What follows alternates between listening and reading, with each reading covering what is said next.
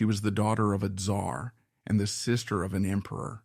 Grand Duchess Olga Romanov had the wealth of Russia at her feet. But behind the closed doors of her palace, she was living a humiliating lie. Forced into an arranged marriage with a German duke, she spent 15 agonizing years as a virgin wife, trapped with a husband who had absolutely no interest in women.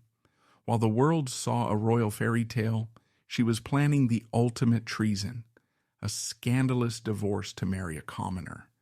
But to understand how a Romanov princess was pushed to such desperate extremes, we must return to the day her royal nightmare officially began. The reality of 1901 dawned with a cold, unforgiving light across St. Petersburg. Grand Duchess Olga Alexandrovna awoke alone in the vast, silent apartments of her new residence. The reality of her lavender marriage settled in immediately, stripping away any lingering illusions she might have harbored about a normal life. Her husband, Duke Peter Alexandrovich of Oldenburg, returned to the palace hours later, smelling of stale smoke and the sharp scent of the gambling halls. He offered her a polite, entirely hollow greeting, devoid of guilt or affection. This set the unyielding template for the next 15 years. They were two strangers assigned to inhabit the same meticulously decorated cage, performing a relentless theatrical production for the benefit of the Russian public, and most importantly, for Olga's domineering mother, the Dowager Empress. The Oldenburg mansion became a monument to isolation. While the building itself was a masterpiece of aristocratic architecture, filled with imported silks, priceless porcelain, and an army of silent servants, it was entirely devoid of warmth. Peter treated his home merely as a formal stage and a financial necessity. His true life existed in the underground card games and the discreet, exclusive clubs where he openly pursued his desires for other men. He spent his wife's considerable dowry and his own massive inheritance with a reckless, destructive addiction to the roulette wheel and the card table. The whispers among the elite echelons of the Russian court were constant and vicious. The aristocracy knew exactly who Peter was and what he preferred, yet the rigid laws of their society demanded absolute silence in the presence of the royal family. Olga was utterly trapped by this collective hypocrisy, forced to smile graciously at balls and military parades while standing next to a man who viewed her entirely as a political shield. Her mother, Dowager Empress Maria Feodorovna, watched this miserable arrangement with cold satisfaction. The marriage had achieved its exact intended purpose. Olga remained on Russian soil, firmly under the matriarchal thumb, acting as the dutiful companion whenever the dowager demanded it. Maria Feodorovna actively ignored her daughter's obvious physical and emotional deterioration. When Olga, desperate and increasingly depressed, attempted to broach the subject of her husband's complete absence from her bedchamber, she was met with sharp rebukes. The Dowager Empress insisted that duty to the Romanov name superseded any personal desire for happiness or a traditional family. Olga was ordered to focus on her charitable patronages, her painting, and her public appearances. She was instructed to suffer quietly and beautifully, as befitted a daughter of the Tsar. To survive this agonizing emotional vacuum, Olga poured her frustrated energy into the canvas. She was a deeply talented watercolorist, and her art became her sole refuge. While the rest of the court obsessed over French fashions and court intrigue, Olga painted vibrant, simple scenes of peasant life, wild landscapes, and blooming flowers. Her art reflected a desperate craving for an authentic, unpretentious existence that she was violently denied. She also threw herself into nursing and medical charity work, seeking out the company of the sick and the poor, because their suffering, wow, as honest, unlike the gilded, deceptive suffering of her own life. In the hospital wards, she was not just an imperial symbol, she was a pair of working hands. But these were merely coping mechanisms, temporary bandages on a profound, festering loneliness. The biological and emotional clock of her youth was ticking away inside a sterile, unconsummated union. The atmosphere of the Oldenburg household grew increasingly toxic. Peter's gambling debts mounted to catastrophic levels, forcing Olga to repeatedly appeal to her brother, Tsar Nicholas II, for massive financial bailouts to prevent public bankruptcy. The Tsar, deeply uncomfortable with the entire situation, always paid the debts but refused to address the root cause of the marital disaster. He, like their mother, prioritized the flawless image of the dynasty above all else. Olga was effectively paying for the privilege of remaining her husband's prisoner. She was a 20-year-old wife in name only, trapped in a loveless void, surrounded by immense wealth, but completely deprived of human touch, romantic love, or the children she so desperately wanted. This brutal, static existence was violently interrupted on a crisp April morning in 1903. The setting was the Gachina Palace, a massive, imposing fortress favored by her late father. The occasion was a standard, tedious military review. Olga stood on the viewing platform, a mandated fixture in her heavy, restrictive court dress, watching the endless lines of cavalry officers ride past. It was an event she had attended dozens of times before, a blur of identical uniforms and practiced salutes. But on this specific morning, the rigid order of her world shattered. Nikolai Kulikovsky rode past her platform. He was a captain in the Blue Cuirassiers, a respectable but utterly unexceptional regiment. He did not possess the refined, delicate features prized by the St. Petersburg elite. He was rugged, broad-shouldered, and projected a quiet, grounded masculinity that was completely alien to the perfumed, aristocratic men of Olga's circle. When their eyes met, the impact was visceral. Kulikovsky did not avert his gaze with the required subservient deference. He looked directly at her, past the diamonds and the imperial sash, seeing the profoundly sad woman beneath the titles. It was a moment of shocking, forbidden recognition. For Olga, the attraction was immediate and terrifying. She later confided to close friends that it was the first time in her life she felt truly seen by a man.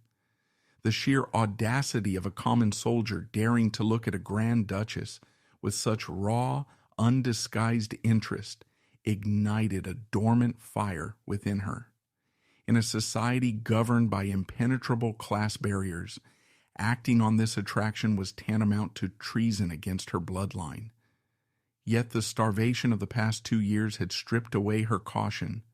She was a woman dying of thirst who had suddenly been offered water. She did not care that he was penniless.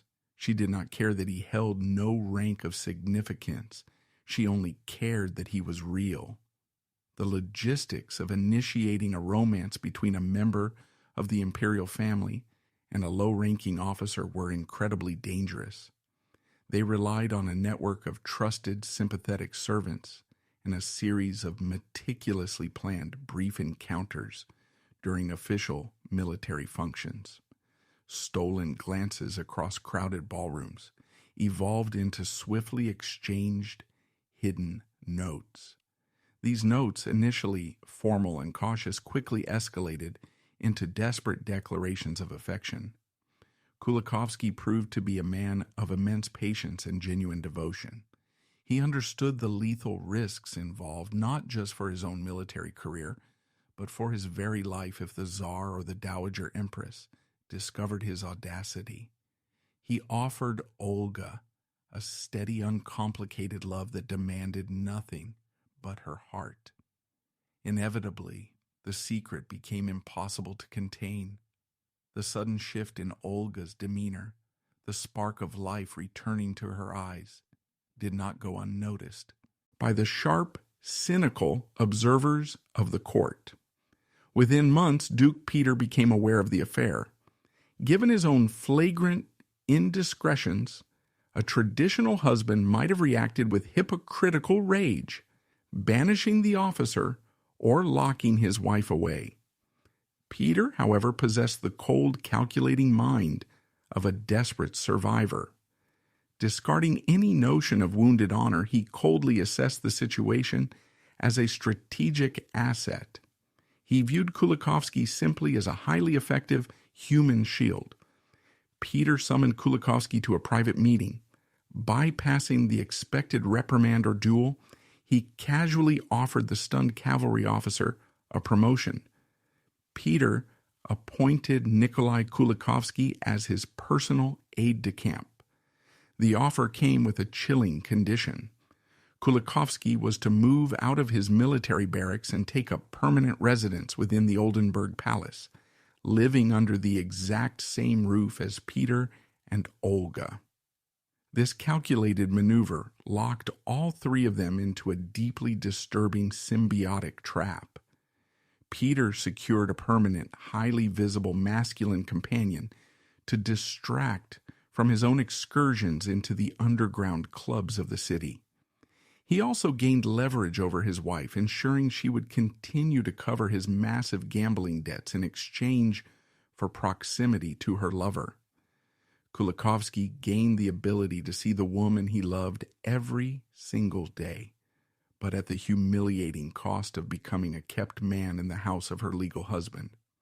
And Olga was granted her lifeline, but only within the walls of her prison. The daily reality of this arrangement was a masterpiece of psychological tension.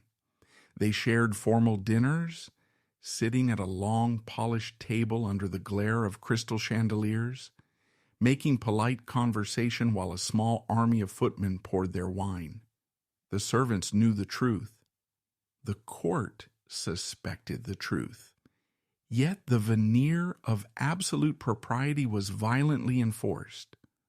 Olga and Nikolai were forced to suppress every instinct of affection in public and even in the semi-private spaces of the home, terrified of crossing a line that might cause Peter to revoke his protection. The Grand Duchess of Russia was reduced to sneaking through her own home in the dead of night to visit the quarters of her husband's employee. This bizarre triangle defined Olga's existence for over a decade. It was a period marked by intense secret joy intertwined with crushing public humiliation. She was living a lie within a lie. The strain of maintaining this elaborate deception began to erode her spirit. She was no longer just the victim of her mother's ambition. She was now an active participant in a scandalous, exhausting charade. The sheer unnaturalness of the situation, the daily indignity of relying on a husband she despised to facilitate the love she needed, fueled a growing, desperate anger. She realized that merely surviving the cage was no longer enough. She needed to destroy it. The psychological burden of the ménage à trois began to manifest physically and emotionally. Olga was trapped in a state of suspended animation, playing the dutiful wife to a man who actively repulsed her, while her true love lived just down the hall. This was not a scandalous romance of the French court. It was a deeply Russian tragedy of endurance. The daily friction of seeing Nikolai Kulikovsky forced to defer to Duke Peter was a constant, stinging humiliation. Every shared meal, every public carriage ride, was an exercise in agonizing self-control. She was a Grand Duchess, forced to live like a conspirator in her own home. The strain of maintaining the grand illusion for the public and the court began to crack her legendary stoicism. She could not simply walk away from Duke Peter. The laws of the Russian Orthodox Church and the unyielding rules of the imperial house bound her tighter than iron chains. Divorce was virtually impossible for a woman of her standing, requiring the direct, absolute permission of the Tsar himself. Olga began a relentless, desperate campaign of petitions to her brother Tsar Nicholas II. She bypassed the official channels, seeking private audiences where she could shed the formal protocols and plead as a sister. She presented the undeniable truth. The marriage had remained unconsummated for years, a fact that technically provided grounds for annulment. Nicholas II was a man paralyzed by his own position. He was deeply devoted to his family, but he was equally terrified of public scandal and the formidable wrath of their mother, the Dowager Empress. He listened to Olga's tearful pleas with a heavy heart, offering sympathy but absolutely no action.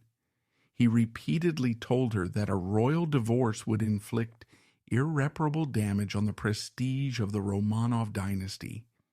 The Tsar essentially asked his youngest sister to sacrifice her entire life and her sanity upon the altar of public opinion. He demanded she continue the charade, hoping the situation would miraculously resolve itself through time or quiet acceptance. This constant rejection from the brother she loved and respected pushed Olga toward a quiet, hardened defiance. She realized that the crown she wore was not a symbol of power, but a meticulously crafted shackle. While her sister-in-law, Empress Alexandra, retreated into mysticism and isolation, Olga turned her frustration outward. She began to actively distance herself from the glittering, superficial life of the St. Petersburg elite. She poured her vast wealth into expanding her charitable hospitals and schools, finding solace among the common people who knew nothing of her bizarre domestic nightmare. Her relationship with Nikolai Kulikovsky deepened during these years of enforced waiting. He proved to be a man of extraordinary resilience and unwavering loyalty. He absorbed the daily indignities of his position as Duke Peter's aide without complaint, focusing entirely on Olga's well-being. They communicated through coded letters when separated and stole precious moments in the secluded gardens of the estate. Nikolai offered her a vision of a life she had never known, a life built on mutual respect, genuine desire, and simple, profound companionship. He was her absolute anchor in a world that demanded constant deception. The Dowager Empress, Maria Feodorovna, remained the most terrifying obstacle to their freedom. She watched the shifting dynamics of the Oldenburg household with cold, calculating eyes. She undoubtedly knew the truth of the arrangement, but she chose to weaponize her willful ignorance. As long as the outward shell of the marriage remained intact, as long as Olga continued to attend state functions on Peter's arm, the Dowager Empress was satisfied.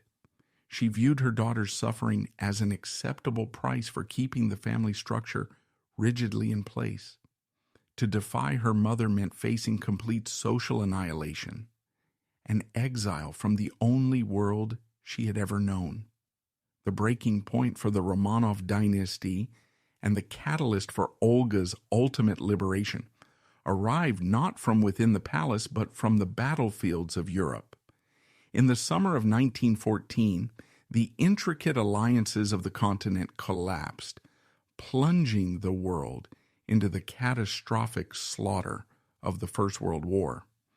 The glittering illusions of the Russian imperial court were instantly shattered by the brutal reality of industrialized warfare. St. Petersburg was renamed Petrograd, and the grand ballrooms were hastily converted into military hospitals. For Olga, the catastrophic war presented an unexpected opportunity for genuine, unscripted action. Refusing the safety of the interior provinces, she immediately mobilized her resources and threw herself into the war effort with a fierce, almost desperate energy. She established an imperial hospital in Kiev and remarkably trained as a Red Cross nurse. She discarded the heavy, restrictive silk gowns of her station and donned the simple, functional uniform of a working woman. She worked grueling shifts, binding catastrophic wounds, assisting in amputations, and comforting dying soldiers who had no idea they were holding the hand of the Tsar's sister. The blood and the agony of the wards were a stark, cleansing contrast to the poisonous, sterile atmosphere of her marriage. The war brutally exposed the incompetence and the fragile foundation of the Russian autocracy. Tsar Nicholas II made the disastrous decision to take personal command of the army at the front, leaving the volatile political situation in the capital in the hands of his deeply unpopular wife. The nation was bleeding out, suffering catastrophic casualties and crippling food shortages. As the empire crumbled around him, the Tsar's rigid adherence to tradition began to falter under the immense crushing weight of the crisis. He was a man watching his world burn, and the domestic scandals of his family suddenly seemed utterly insignificant compared to the looming specter of total revolution. In the autumn of 1916, amidst the gloom and the despair of the failing war effort, Olga made her final definitive plea for an annulment. The circumstances had drastically changed. The public was already turning fiercely against the Romanovs, and the preservation of the imperial image was a lost cause. The Tsar, exhausted, deeply depressed, and perhaps recognizing the sheer cruelty of his previous refusals, finally broke. He signed the decree that legally dissolved the 15-year sham of her marriage to Duke Peter of Oldenburg. The stroke of his pen ended a decade and a half of silent, state-sanctioned torment. The annulment was a shockwave through the remnants of the imperial court. It was a public admission of failure, a crack in the divine, infallible facade of the Romanov family. Dowager Empress Maria Feodorovna was apoplectic with rage. She viewed the Tsar's capitulation as a fatal sign of weakness, and her daughter's freedom as an unforgivable betrayal. She immediately cut all ties with Olga, forbidding her from appearing in her presence. Duke Peter, surprisingly, accepted the dissolution with characteristic detachment, perhaps relieved to be entirely free of the financial and social obligations the marriage required. Olga did not hesitate. She had waited 13 years for Nikolai Kulikovsky, and she refused to delay her life a single day longer. On November 4th, 1916, in a tiny, unadorned church in Kiev, the Grand Duchess of Russia married the common cavalry officer. There was no imperial fanfare, no diamond crowns, and no grand procession. The guest list consisted only of the officiating priest, her mother-in-law, and a few close friends who had supported them through the darkest years. The Tsar attended briefly, offering a silent, weary blessing before returning to the disastrous front lines. It was a stark, almost impoverished ceremony for a woman born into unimaginable wealth. By marrying a commoner, Olga willingly alienated herself from the court. While she retained her title on paper, she lost her imperial allowance and her standing within the rigid hierarchy of St. Petersburg. In the eyes of her mother and the high aristocracy, she was an outcast. Yet as she walked out of that small church in Kiev on the arm of her new husband, the social exile felt like a profound liberation. She was no longer a state asset or a captive of an unconsummated vow. She was finally free to live the unvarnished life she had fought so fiercely to claim. The ink on the marriage certificate was barely dry when the entire world Olga had known began to disintegrate. Her decision to marry a commoner in the winter of 1916 had formally severed her from the privileges of the Romanov dynasty. It was a scandal that dominated the whispers of the dying court, but those whispers were quickly drowned out by the deafening roar of revolution. By February of 1917, the hungry, desperate citizens of Petrograd flooded the streets, tearing down the imperial crest and demanding an end to the brutal sacrifices of the First World War. The autocracy did not just fall, it shattered overnight. Tsar Nicholas II, isolated on his royal train and out of touch with the catastrophic reality of his capital, was forced into a devastating abdication. He signed away 300 years of absolute Romanov rule with a simple pencil stroke, plunging the nation into violent chaos. For Olga, the news of her brother's abdication was a profound, deeply personal blow. He was not just the emperor. He was the older brother who had, however, reluctantly, finally granted her the freedom she had begged for over 13 years. The provisional government that seized power initially placed the royal family under relatively polite house arrest. Olga, now legally a commoner through her scandalous marriage to Nikolai Kulikovsky, found herself in a completely unprecedented position. Her deliberate social demotion suddenly became her greatest asset. While her brother, his wife, and their children were heavily guarded in the Alexander Palace, viewed as the ultimate enemies of the state, Olga was a confusing anomaly to the new authorities. She was the Tsar's sister, yet she was married to a simple cavalry officer and had voluntarily relinquished her imperial titles. Seeking safety from the increasingly radicalized mobs in the north, Olga traveled south to the Crimean Peninsula. She was accompanied by her fiercely unyielding mother, the Dowager Empress Maria Feodorovna, and her new husband, Nikolai. The journey itself was a stark realization of their new reality. The imperial trains were gone, replaced by crowded, unpredictable rail cars filled with deserting soldiers and angry citizens. They arrived in Crimea and settled at the Aitodor estate, surrounded by the stunning beauty of the Black Sea, but the atmosphere was suffocating. The tension inside the household was almost as dangerous as the revolution raging outside. The Dowager Empress fundamentally refused to accept the reality of her downfall. She clung desperately to the vanished P.E.Chi, protocols of the court, refusing to acknowledge Nikolai Kulikovsky as her son-in-law. She actively ignored his presence in the dining room, treating the man who had saved her daughter's sanity as an invisible, unwelcome intruder. Olga found herself trapped once again, caught between the mother who had engineered her 15-year nightmare and the husband who had finally set her free. Despite the bitter chill from her mother and the looming threat of the radicalized local Soviets, Olga experienced a profound private miracle. In August of 1917, while under armed guard and stripped of her royal identity, she gave birth to her first child. She named the boy Tikhon.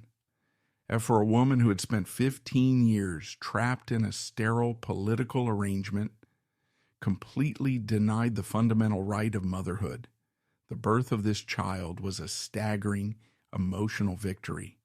She held her son in a house surrounded by hostile revolutionaries, feeling a fierce protective joy that no imperial decree could ever match.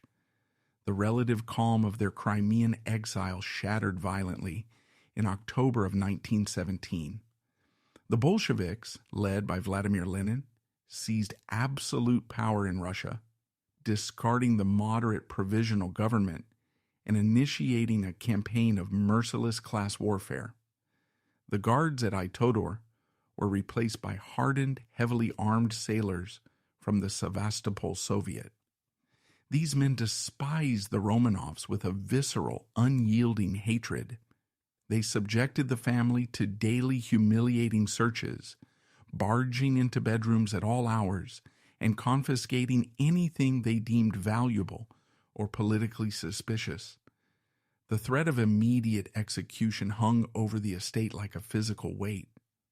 The local Bolshevik factions openly debated the best method of liquidating the royal prisoners. Olga slept fully dressed, keeping a small bag of essentials packed, constantly waiting for the sound of boots marching down the hallway to drag them to a firing squad. The psychological torment was relentless. Yet, through this terror, Nikolai Kulikovsky remained an unwavering source of strength. He stood between the aggressive guards and his wife, using his background as a regular soldier to navigate the hostility and negotiate for basic necessities. The bizarre nature of Olga's marriage continued to act as a strange, unpredictable shield. The Bolshevik guards, accustomed to the arrogant entitlement of the high aristocracy, were often disarmed by Olga and Nikolai's utter lack of pretense. They saw a woman who preferred nursing and painting to issuing orders, married to a man who understood the harsh realities of military service. The couple's scandalous, unroyal past made them less of a symbolic target. The Sevastopol Soviet hesitated to execute them immediately, focusing instead on the more potent symbols of the regime held elsewhere. This hesitation proved to be the fragile thread that saved their lives. The true horror of the Bolshevik strategy was unfolding far away in the dark, frozen heart of the Ural Mountains. In July of 1918, a coded telegram reached the captors in Crimea. The news it contained was so devastating, so completely absolute in its cruelty, that it forever altered the trajectory of Olga's life. Her brother, Nicholas II, his wife Alexandra, and all 5 of their children had been ordered into the basement of the Ipatiev house in Yekaterinburg and systematically slaughtered by a firing squad. The assassination of her entire family was a blow that nearly destroyed Olga. She had spent years fighting Nicholas for her own freedom, but she loved him deeply. The thought of her young, innocent nieces and her invalid nephew being murdered in a dark cellar haunted her every waking moment. The Bolsheviks had made their intentions perfectly clear. No drop of Romanov blood was meant to survive.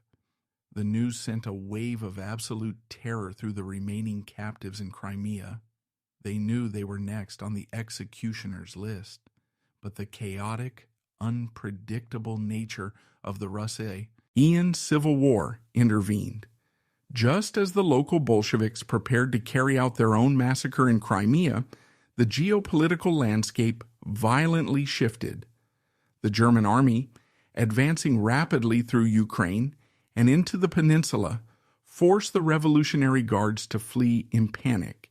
The irony was bitter and profound. The very nation Russia had been fighting in the catastrophic First World War became the accidental saviors of the surviving Romanovs. The German occupation provided a temporary, fragile bubble of safety for Olga and her family. When the First World War finally ended in November of 1918, the German forces withdrew, leaving Crimea vulnerable to the advancing Red Army once again. This prompted a desperate final evacuation of the remaining aristocracy. The British government, responding to the pleas of the Dowager Empress's sister in England, sent the dreadnought HMS Marlborough to rescue them.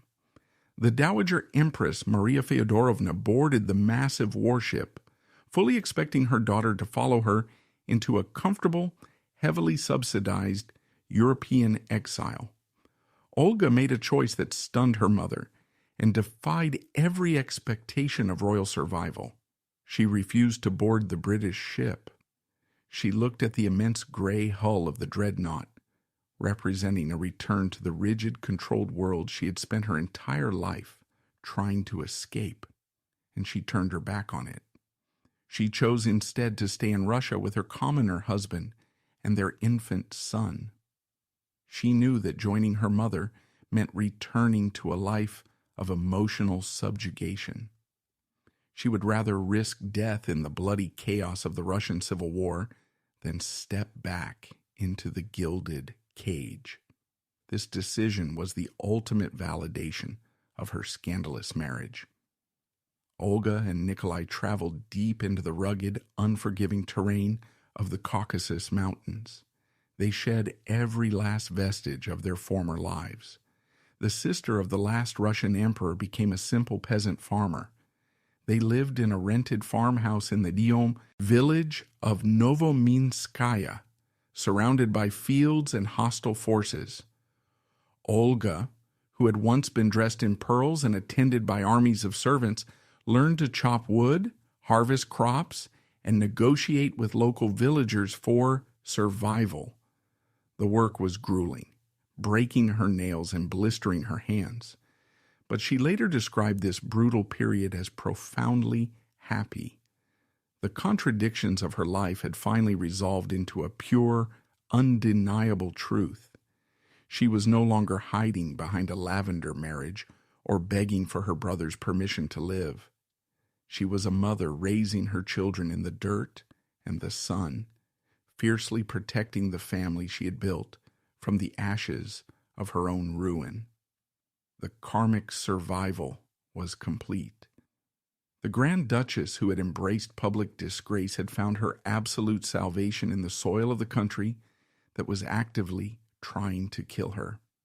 The soil of Novominskaya was dark, heavy, and unforgiving, demanding constant physical labor from anyone who hoped to survive the bitter winters of the Caucasus.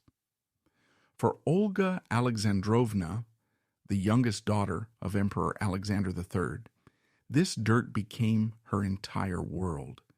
She traded the silk tapestries and marble floors of St. Petersburg for a rented, drafty farmhouse with a thatched roof and walls that offered little protection from the biting wind. There were no servants to draw her bath or prepare her meals. There was only the daily exhausting struggle for basic sustenance. She learned to chop firewood until her hands bled and calloused, to harvest vegetables from the frozen earth, and to wash her infant son's rudimentary cloth diapers in freezing water.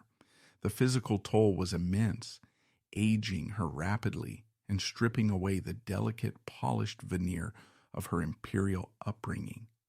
Yet, amidst the crushing poverty and the constant threat of starvation, Olga discovered a profound, untouchable reservoir of joy.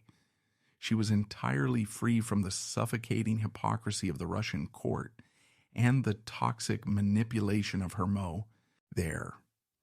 She woke up every morning next to Nikolai Kulikovsky, the man she had loved in secret for over a decade, and she openly, proudly raised their son Tikhon.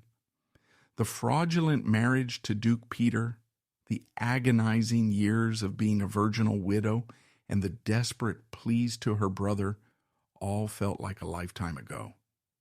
Here, in the mud and the obscurity of a peasant village, she was no longer a state asset or a scandalous rumor. She was simply a wife and a mother, fiercely protecting the small, genuine life she had carved out of the ruins of her dynasty. Nikolai proved to be the absolute anchor of their survival during these perilous months in the south. He abandoned his military uniform and assumed the role of an agricultural laborer, working the fields with the local peasants to earn enough grain to keep his family alive. He utilized his innate understanding of the Russian commoner to build crucial alliances within the village, ensuring they were not betrayed to the roaming bands of revolutionaries. The peasants of Novominskaya knew exactly who Olga was, yet they chose to protect her. They saw a woman who worked just as hard as they did, a mother who suffered the same deprivations without a single word of aristocratic complaint. Her deliberate descent from the imperial heights had ironically earned her the respect and the silence of the very people who were supposed to hate her. The brutal reality of their existence was magnified in April of 1919, when Olga gave birth to her second child. The delivery did not take place in a sterile, gold-leafed imperial birthing chamber, surrounded by elite physicians. She went into labor in the cramped, dimly lit farmhouse, assisted only by her husband and a local village midwife. There was no pain relief, no royal fanfare, and no telegrams dispatched to the capitals of Europe. She brought her son Guri into a world violently tearing itself apart, wrapped him in rough, homespun cloth, and held him close to the meager heat of a wood stove. This raw, unvarnished experience of childbirth solidified her transformation. She had fully embraced the fragile, painful beauty of an ordinary human life, leaving the Romanov myth entirely behind. But the chaotic tides of the Russian Civil War refused to leave them in peace.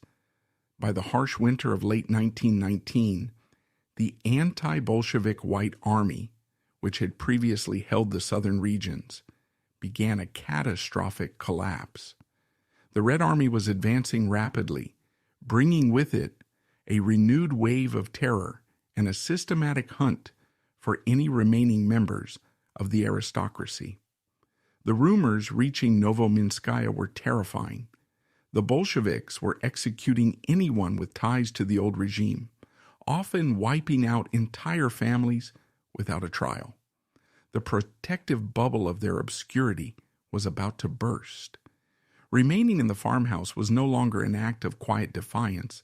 It was a guaranteed death sentence for Nikolai and their two infant sons.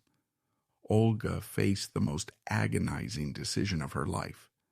Fleeing meant abandoning the only country she had ever known and stepping into an entirely uncertain future as a stateless refugee. But staying meant subjecting her children to the same bloody fate that had consumed her brother and his family in Yekaterinburg. She chose her children.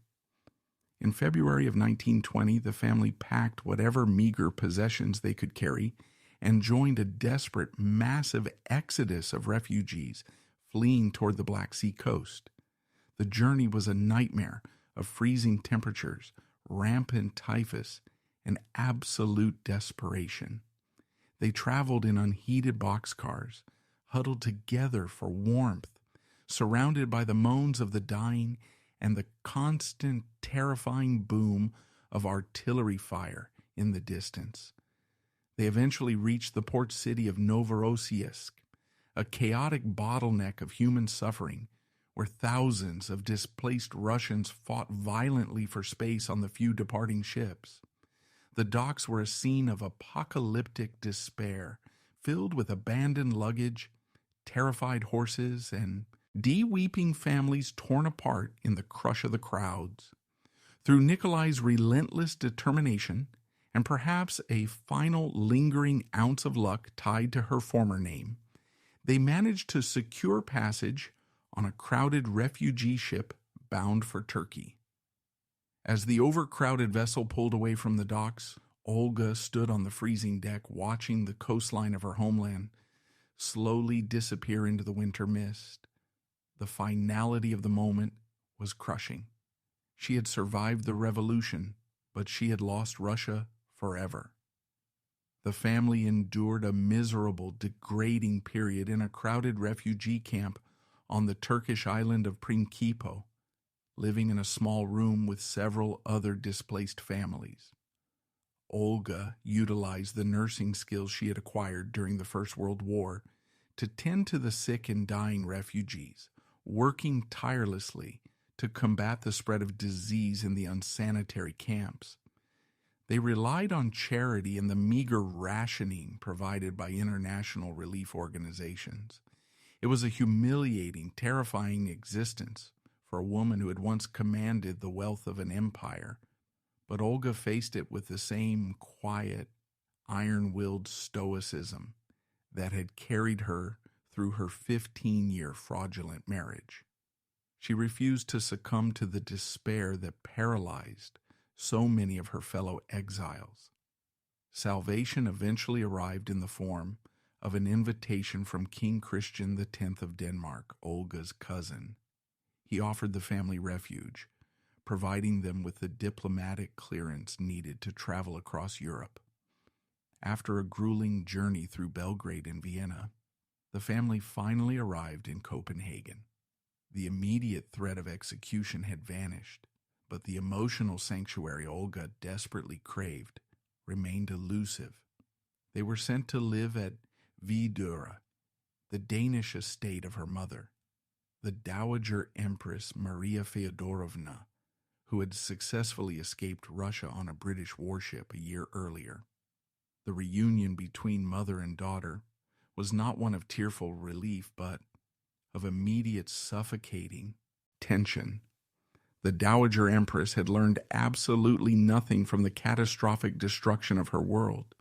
She lived in a state of fierce, aggressive denial, outright refusing to believe that her sons, Nicholas and Michael, had been murdered by the Bolsheviks. She maintained a bizarre miniature court in exile, demanding the same rigid protocols and unquestioning obedience that had defined her reign in St. Petersburg. She expected Olga to instantly revert to the role of the dutiful, submissive daughter, acting as her unpaid companion and secretary. More destructively, the Dowager Empress maintained her vicious, unrelenting hatred for Nikolai Kulikovsky.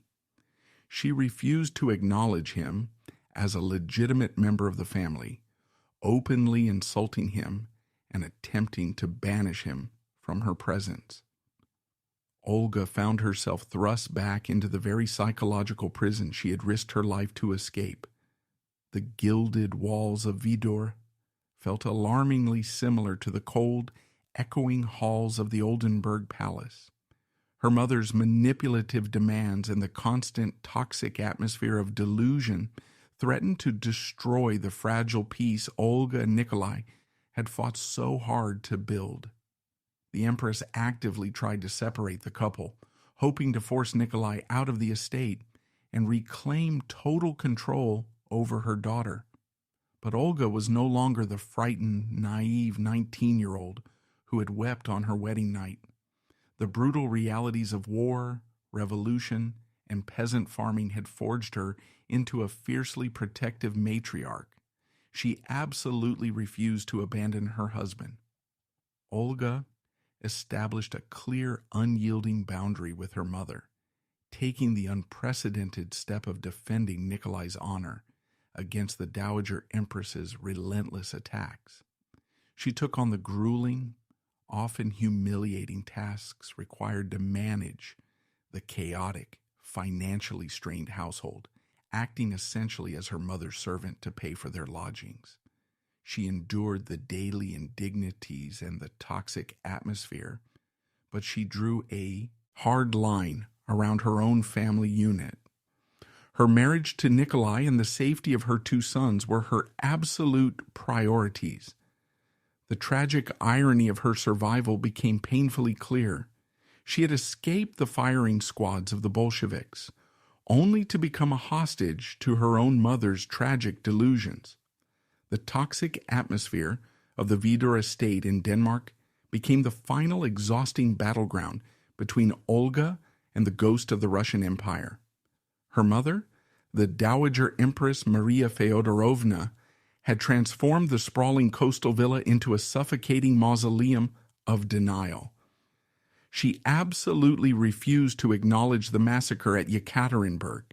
She forbade any memorial services for her murdered sons and grandchildren, punishing anyone who dared to speak of them in the past tense. The Empress continued to observe the outdated Julian calendar, maintained the strict archaic protocols of the St. Petersburg court, and surrounded herself with a desperate, impoverished circle of sycophantic Russian exiles who fed her delusions in exchange for shelter. Olga found herself trapped as the unwilling gatekeeper to this theater of the absurd. Because her mother refused to accept reality, Olga was forced to manage the grueling daily logistics of their ruined lives. She answered the endless mountains of correspondence, negotiated with creditors as the dowager's funds dwindled, and acted as a physical and emotional buffer between her tyrannical mother and her husband, Nikolai. The Empress's hatred for the common cavalry officer never wavered. She actively tried to humiliate Nikolai at every opportunity, forcing him to eat separately or ignoring his presence entirely in drawing rooms filled with desperate aristocrats clinging to non-existent titles. This environment forced Olga into a state of relentless psychological endurance. Her absolute priority was the protection of her two young sons, Tikhon and Guri, and the preservation of her hard-won marriage. She absorbed her mother's vicious insults and the thinly veiled contempt of the exiled court, utilizing the same iron-willed stoicism that had allowed her to survive 15 years of a fraudulent, unconsummated marriage. She understood that fighting the Dowager Empress was a useless expenditure of energy. Her mother was a woman fundamentally broken by history, choosing madness over unimaginable grief. Olga instead focused on practical survival. When the household finances reached critical lows, she did not beg her royal European relatives for handouts. She picked up her brushes. She turned her lifelong passion for painting into the primary source of income for the family. She painted relentless, beautiful watercolors of Danish landscapes, vibrant still lifes, and simple domestic scenes. These paintings, stripped of any imperial pretense, were exhibited and sold across Europe, effectively transforming the Tsar's sister into the primary breadwinner for an exiled imperial household. The burden of her royal blood manifested in another deeply painful obligation during these years. As the highest-ranking Romanov to survive the revolution with her mind intact, Olga became the reluctant authority on the endless stream of impostors, claiming to be members of the assassinated royal family. The most agonizing of these encounters occurred in 1925, when she traveled to Berlin to meet a physically scarred, deeply disturbed woman named Anna Anderson, who claimed to be her niece, Grand Duchess Anastasia. Olga desperately wanted to believe that one of the children had survived the cellar of the Ipatiev house. She spent days at Anderson's bedside, desperately searching the woman's face, listening to her voice, and testing her memories against the private, guarded history of the Romanov family. The emotional toll of this investigation was staggering. Olga was forced to tear open her own unhealed wounds, only to face the cold, undeniable realization that the woman was a fraud. She left Berlin shattered, carrying the definitive burden of extinguishing the false hope that her family had survived. She was the one forced to publicly declare that the Romanovs were truly gone, absorbing the anger of those who preferred the comforting lie of the impostor. Liberation from this suffocating duty finally arrived in October of 1928 with the death of the Dowager Empress. Maria Feodorovna died as she had lived in exile, completely disconnected from the reality of the 20th century. Her death marked the definitive final collapse of the old Russian imperial order. For Olga, the grief was complex and profoundly overshadowed by an overwhelming sense of release. The psychological chains that had bound her since birth were suddenly, permanently severed. She was 46 years old, and for the very first time in her life, she answered to absolutely No one. The estate of Vidura was immediately sold, the sycophantic exiled court dispersed, and Olga took the meager proceeds of her inheritance to execute the plan she had harbored since her days in the Caucasus Mountains. She purchased Knudsminde, a working dairy farm in the rural municipality of Ballerup, just outside Copenhagen. This deliberate purchase was a massive public rejection of everything the Romanov name represented. She completely abandoned the aristocratic salons of Europe and plunged her hands back into the dirt. Nikolai Kulikovsky traded the suffocating environment of his mother-in-law's house for the open fields, managing the livestock, repairing the barns, and working the land with the fierce dedication of a man who had finally secured a home for his family. The family lived in utter simplicity. They possessed no servants, no ladies-in-waiting, and no formal protocols. These years at Knudsminde were the undisputed golden era of Olga's life.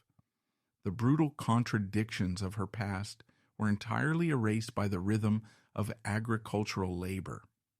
The woman who had worn diamonds the size of walnuts now wore simple woolen skirts and heavy boots. She churned her own butter, scrubbed the farmhouse floors, and stood at an easel in a drafty barn, painting the wildflowers that grew along the Danish roads. Her sons, Tikhon and Guri, grew up not as imperial princes burdened by lethal expectations, but as fiercely independent Danish farm boys. They rode horses, worked the fields alongside their father, and eventually enlisted in the Danish military. Olga had successfully broken the cursed lineage of the Romanovs. She had replaced the toxic, fatal legacy of absolute power with the grounded, resilient legacy of a working-class family. She had achieved the ultimate revenge against the system that had tried to destroy her. She was profoundly, undeniably happy. In April 1940, the German military occupied Denmark. The quiet farmhouse in Ballerup was suddenly caught in the middle of a global war. Olga's sons, serving in the Danish armed forces, were briefly held as prisoners of war before being released under occupation terms. The family now had to navigate the suffocating reality of life under the Gestapo. Olga, however, remained unyielding. Utilizing her fluency in German, she frequently confronted Nazi officers who came to requisition supplies from their farm, fiercely protecting her family and her neighbors. The true existential threat to Olga did not come from the German occupiers, but from the East. As the tide of the war turned and the Soviet Red Army began its massive, unstoppable push toward Berlin, the shadow of Joseph Stalin fell across Europe. Stalin's intelligence agencies, the NKVD and Smersh, operated with absolute ruthlessness, hunting down anyone deemed an enemy of the Soviet state. Their primary targets were the White Russians, the exiles, aristocrats, and military officers who had fought against the Bolsheviks decades earlier. Olga, as the sister of the last Tsar, was the ultimate prize. Her danger was compounded by her own relentless compassion. During the chaotic final years of the war, Denmark was flooded with Soviet prisoners of war and Russian refugees fleeing the advancing Red Army. These desperate people, knowing the terrifying fate that awaited them if they were forcibly repatriated to Stalin's Russia, sought out the only Romanov they knew. They arrived at the Knudsminde farm under the cover of darkness, begging for help. Olga could not turn them away. She provided them with food, temporary shelter, and whatever meager financial assistance she could scrape together from the sale of her paintings. She helped them navigate the complex underground networks to escape to South America or the West. When the war ended in 1945, the Soviet Union immediately discovered her activities. The Kremlin officially accused Grand Duchess Olga Alexandrovna of conspiracy against the Soviet state, and of actively aiding the enemies of the people. They issued a formal demand to the Danish government for her immediate extradition to Moscow. The threat was not a diplomatic maneuver, it was a guaranteed death sentence. If Stalin's agents got their hands on her, she would be subjected to a show trial and executed, finally completing the massacre that had begun in Yekaterinburg in 1918. The Danish government, deeply intimidated by the overwhelming military presence of the Soviet Union, could no longer guarantee her safety. The simple farm in Ballerup was no longer a sanctuary, it was a trap. At the age of 66, an age when most people seek quiet retirement, Olga was forced to abandon her entire world for the third time. The terror of the revolution had returned. She packed her brushes, a few family photographs, and whatever clothing they could carry. In May of 1948, Olga, Nikolai, their 2 adult sons, and their young families boarded a troop ship bound for the other side of the world. They crossed the Atlantic Ocean, leaving behind the blood-soaked continent of Europe, the ruins of the Russian Empire, and the beautiful Danish farm that had been the site of their greatest happiness. They were stateless refugees once again, running for their lives. They landed in Halifax, Nova Scotia, and immediately boarded a train heading deep into the vast, anonymous expanse of Canada. They sought absolute obscurity, a place where the reach of Soviet assassins and the suffocating history of the Romanovs could not follow them. They purchased a 200-acre farm in the rugged, agricultural heartland of Halton County, near the small village of Campbellville, Ontario. The Canadian landscape was massive, indifferent, and completely devoid of imperial history. It was exactly what they needed. The final chapter of Olga's life was defined by a fiercely guarded anonymity. The neighbors in Campbellville knew them simply as the Kulikovskis, an older, hard-working immigrant couple with heavy accents who kept to themselves. The local farmers who traded seeds or discussed the weather over the fence line had absolutely no idea that the small, elderly woman in the faded apron, who bargained fiercely over the price of a tractor part, had once stood on the balconies of the Winter Palace covered in the crown jewels of the largest empire on earth. She attended the small local Russian Orthodox church in Toronto, completely blending in with the other working-class immigrants.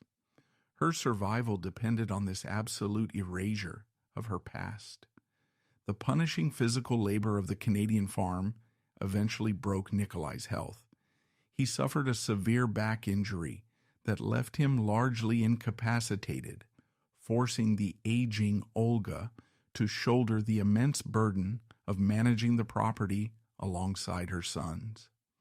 As the years progressed and their physical strength waned, the massive farm became impossible to maintain. They sold the property and moved into a small, unremarkable house in the suburban town of Cooksville, Ontario. In 1958, the final devastating blow fell. Nikolai Kulikovsky, the simple cavalry officer who had given her a life worth living, the man who had stood beside her through 50. In years of a fraudulent marriage, the terror of the revolution, the tyranny of her mother, and the flight across the Atlantic, died quietly in his bed. His death shattered Olga. The man who had been her anchor to the real world was gone, leaving her entirely alone with the overwhelming weight of her memories. Her own health deteriorated rapidly following his passing. She was moved to a tiny, sparsely furnished apartment above a beauty salon in Toronto, cared for by a group of fiercely loyal Russian immigrant friends. It was a space so small and profoundly ordinary that it defied comprehension for a woman born in a palace containing over 1,000 rooms. Yet, in her final days, the world she had abandoned briefly reached out to acknowledge her. In the summer of 1959, Queen Elizabeth II and Prince Philip visited Canada on the royal yacht Britannia. The Queen, a distant cousin who understood the incredible historical weight Olga carried, extended a private invitation. Olga, frail and dying, dressed in her best simple clothes and boarded the massive yacht moored in Toronto Harbor. It was a surreal, quiet reunion of royalty. The British monarch did not treat her as a disgraced commoner or a scandalous exile, but with the profound respect owed to the last surviving sister of a martyred emperor. It was a final, graceful nod from the world she had successfully escaped. Grand Duchess Olga Alexandrovna died on November the 24th, 1960, at the age of 78. She did not die in a Siberian cellar surrounded by executioners. She died in a hospital bed in Canada, surrounded by the people she loved. She was buried next to her husband in a simple, modest grave in York Cemetery, Toronto. Her survival was not a calculated political maneuver, but a profound stroke of historical irony. The scandalous affair, the devastating annulment, and her deliberate choice to marry a commoner were born from a desperate starvation for intimacy, long before the first shots of the revolution were fur-ed. Yet by actively destroying her own standing within the Romanov dynasty to pursue human love, she unwittingly dismantled her value as a political target.